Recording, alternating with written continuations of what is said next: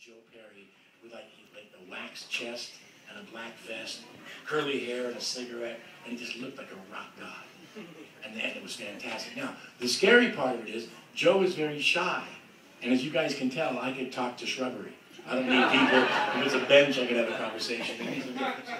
And I go, hey, Joe, what a great studio. Yeah.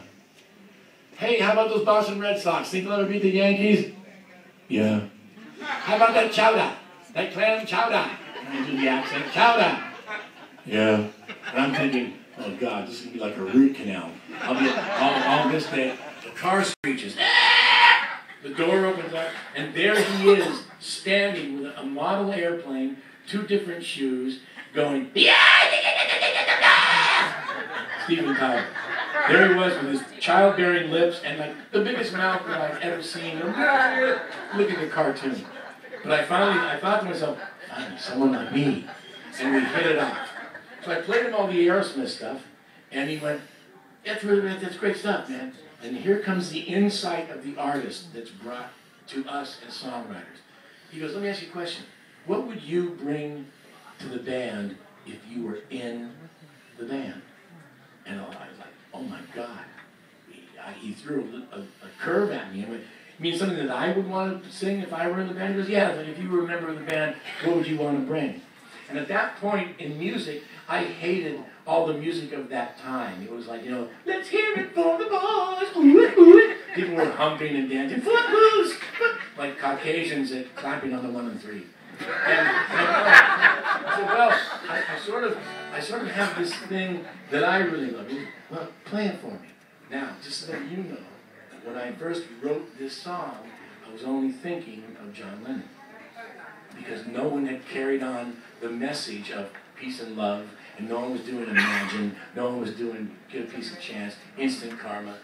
That had gone away. And he's always inside my heart. And so I started trying to play this thing, semi out of tune like this, but I'm still. Now listen to it. Something's wrong with the world today. I don't know what it is. Something's wrong with our eyes. We're seeing things in a different way, and God knows it ain't His. Sure ain't no surprise. A ribbon on the edge. And Stephen went, stop! Stop! And there was a family having dinner on his tongue. I mean, you can park the car in that. He actually opened his mouth so loud when he said stop. I think I actually made a noise like, hey! Because it scared me for that moment. And he went, John Lennon's in the room. John Lennon's in the room. John's in the room. You gotta have more. You gotta have more. In fact, I do. And I sang the 2nd verse. He goes, you got it. Come on, don't tell me there ain't no middle eight. John Lennon, one of the best middle eights in the world. You got a middle eight, yeah, middle eight, yeah. And I swear on my children, I had no middle eight. I had the verses and the chords, and I had nothing else. Now, if you could put this down to a nanosecond, I virtually said, John, I'm playing the song, and he's going, you gotta have a bridge, you gotta have a middle eight. I'm sitting there pretending, and I'm going in a nanosecond praying, going, please, please, Jesus, send me a bridge, send me a bridge. John, if you're up there, please, John, send me a bridge, quick. I need a bridge now. Oh, John, I need a bridge. God, send me a bridge. And then I heard in my head God's voice, Mark, I heard the blow me story.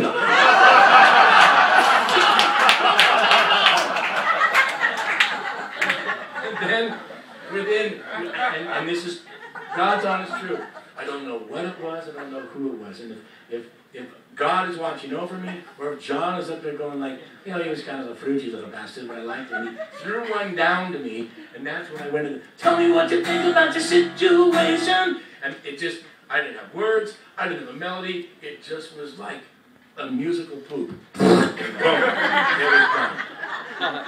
I made myself sick by saying that, don't worry. Okay, so now,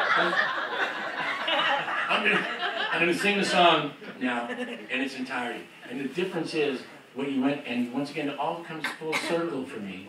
that everything that I've done in my life has always been Beatle-related one way or another. And I can only say to you guys that I've been blessed that I got to know all four of them, to work with some of them, and I'm so happy because of that.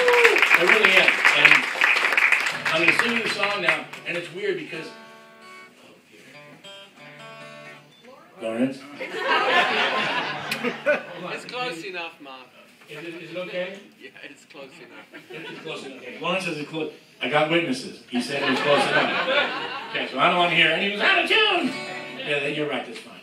Okay, so the cool part of that is the song actually still makes more sense now with where our world is than when I wrote it. Something wrong with the world today. Don't know what it is. Something's wrong with our eyes. Seeing things in a different way. And God knows it ain't His. Sure ain't no surprise. But living on the edge, you can't help yourself from falling. Living on the edge, you can't help yourself at all. Living on the edge, you can't help yourself from falling. Living on the edge, yeah. There's something wrong with the world today. The light bulb is getting dim. There's meltdown in the sky. Yeah, yeah, yeah, yeah. If you can judge a person by the color of his skin, Mister, you're a better man than I. We're living on the edge. You can't help yourself from falling. Yeah. Living on the edge. You can't help yourself at all. Yeah. Living on the edge. You can't help yourself from falling. Yeah. Living on the edge. Yeah. John, give me a bridge. John, do it now. Tell me what you think about your situation. Complications, aggravation. I'm getting to you. Yo, go. Your little tells you the sky is falling. Even if it wasn't, would you still come crawling back again? I bet you would, my friend. Again and again and again and again.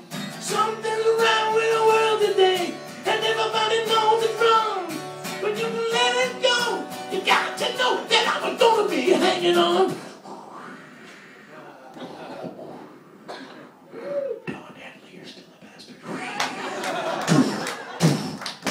Living on the edge, you can't help yourself from falling. Living on the edge, you can't help yourself at all.